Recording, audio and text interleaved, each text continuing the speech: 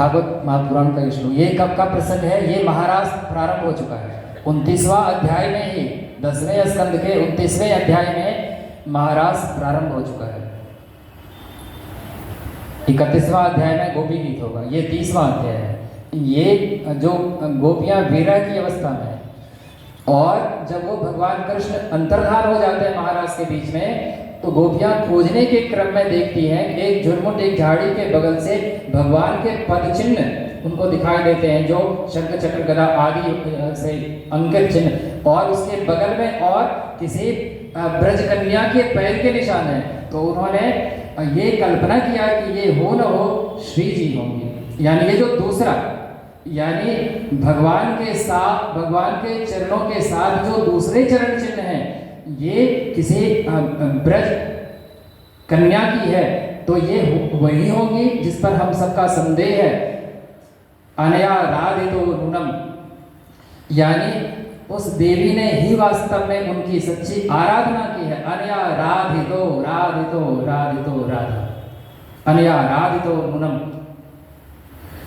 भगवान हरिश्वर, उन्होंने ही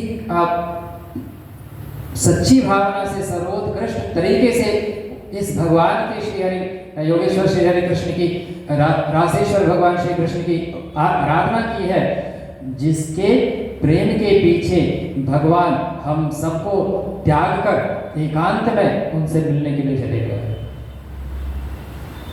और इस प्रसंग के होते होते दोनों महान विभूतियां भाव विभोर हैं, एक दूसरे को आलिंगन किए हुए हैं, और श्री कृष्ण गोविंद हरे मुरारे हे नाथ नारायण वासुदेवाय का जप कर रहे हैं। ये ऊंची से ऊंची अवस्था है। तो चौथा प्रश्न जो उद्दालक ऋषि का है, तदमृतम कथम, वो अमृत तत्व कौन है? तो महर्षि पिपलाद जी कहते हैं वो प्रेम तत्व है। ये अंतिम सीढ़ी। और ऐसा कोई जरूरी नहीं है कि हम अगर ज्ञानी हो गए, अगर हम आत्मज्ञान, और उन्होंने ये भी पूछा है उदाहरण जी ने कि अब तक आपने कहा कि आत्मस्वरूप का विस्मरण की वजह से दुर्गति है, तो आत्मस्वरूप में स्थित हो जाए हम लोग, यानी आत्मस्वरूप का ज्ञान हो जाए, यानी आत्मज्ञान हो जाए। फिर आपने कहा कि जीवन प्रत्यक्ष देवता है, ये भी ठीक है, कामधेनु है, ठीक है। फिर आपने कहा ईश्वर का अंश है, ये सब भी ठीक है। लेकिन जो परम कल्याण का हेतु है, उसका कारण जो अमृत तत्व है, वो कौन सा तत्व? ये चौथा प्रश्न उद्दालक ऋषि का है। अष्टावक्र समय काफी हो चुका है। और सखी जो मैं जानती प्रेम किए दुख होए, जगत भेड़ोरा पीटती प्रेम न कीजिए कोई, मीरा जी के वचन। और पूज्य गुरुदेव ने एक बड़ी अच्छी बात लिखी है कि ये प्रज्ञा पुराण जो शाश्वत सिद्धांत है कर्म का, ज्ञान का, भक्ति का, उसका युगानुकूल प्रतिपादन है। और उन्होंने कहा कि भक्ति हमारे जीवन में कोई जरूरी नहीं है कि उसी तरह की हो जिस तरह की भक्ति मीरा जी के जीवन में है। देश काल परिस्थिति युग के मुताबिक, युग धर्म के मुताबिक भक्ति का स्वरूप बदल जाता है। और पूज्य गुरुदेव ने लिखने की कृपा की है, केवट ने नाव चलाकर, शबरी ने बेर खिलाकर, गिलहरी ने रेत उठाकर, मीरा जी ने गाकर, आदि आदि भगवान बुद्ध ने ध्यान लगाकर उस तत्व को प्राप्त किया।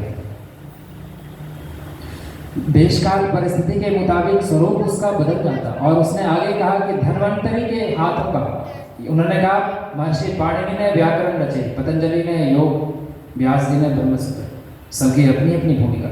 उन्होंने कहा कि धन्वंतरी जी के हाथ का अमृत कलश और परशुराम जी के हाथ का कुल्हाड़ा, ये दोनों भक्ति तत्व का ही एक रूप है। ये दोनों भक्ति ही है, लेकिन केवल उसके रूप अलग अलग हैं, उद्देश्य एक ही है। अगर जटायु केवल भगवान श्री राम के ध्यान में मग्न रहता जो वो था, और जानकी जी के हरण के समय वो पुरुषार्थ रावण से जूझने का नहीं दिखाया होता तो दुनिया उसको आज याद नहीं करती, दुनिया कभी उसको सुधीजन विज्ञजन क्षमा नहीं करते। यानी कभी बंदा बैरागी ने अगर अस्त्र शस्त्र उठाया, अगर कभी परशुराम जी ने कुल्हाड़ा उठाया धर्म की रक्षा के लिए, अगर भगवान श्री कृष्ण ने सुदर्शन चक्र उठाया, मर्यादा पुरुषोत्तम ने धनुष बाण धारण किया, उसके पीछे का उद्देश्य है कि समाज में कर्म की, ज्ञान की, भक्ति की स्थापना और धर्म की स्थापना। तो केवट ने नाव चला, कितना अच्छा प्रसंग है। केवट कह रहे हैं कि हम आपको पार नहीं, मांगी नाव न केवट आना, कहे तुम्हार मरमो में जाना। और जग पेखन तुम देखा निहारे, विधि हरि शंभु नचावा निहारे, सो न जाने मरम तुम्हारा, और तुम्ही को जान निहारा। ये गोस्वामी जी लिख रहे हैं कि विधि हरि शंभु नचावा निहारे, वो भी प्रभु श्री राम आपके मर्म को नहीं जानते। और ये केवट दावा कर रहा है कि कहा ही तुम्हार मरम में, मैं आपके मर्म को जानता हूँ, क्योंकि सोई जाने जीव देव देव जनाई, जानत तुम्हें तुम्हें। केवट जी कितना सुंदर, शतरंगी, पैर धोइए फिर चढ़िए, आपसे हम उतराई भी नहीं लेंगे, मोहे आन राउर नाथ दशरथ शपथ सब साची कहूं। यानी हमको आपकी कसम, आपके बाप की कसम, पैसा नहीं लेने, उतराई नहीं लेंगे, केवल चरण धो लेने दीजिए। और हम लोग सब जानते हैं कि जब उतराई देने लगे प्रभु, तो देने के लिए मुद्रिका जानकी जी निकालती। अब आप कल्पना कीजिए उस समय आज के डेट में एक अंगूठी की कीमत कितनी है? आज के डेट में एक